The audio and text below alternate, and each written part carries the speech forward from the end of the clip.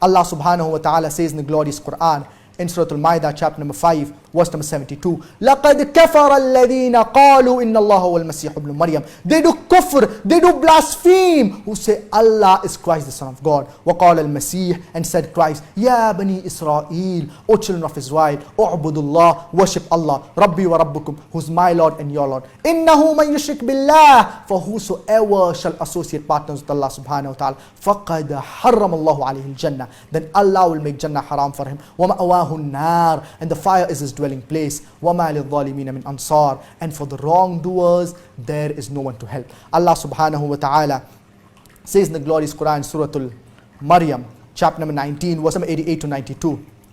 وَقَالُوا اتَّخَذَ الرَّحْمَنُ وَلَدًا, they say Allah the most merciful has begotten a son. لَقَدْ جِئْتُمْ شَيْئًا إِدًّا, you have come with a thing most monstrous. تَكَادُ السَّمَاوَاتُ يَتَفَطَّرْنَ مِنْهُ, that if the sky had feelings it would have burst open. وَتَنْشَقُّ الْأَرْضِ, and the earth would have split open. وَتَخِرُّ الْجِبَالُ هَدًّا, and the mountains would have fallen to utter ruin. أَنْ دَعَوْا لِلرَّحْمَنِ وَلَدًا, that Allah subhanahu wa ta'ala has begotten a son.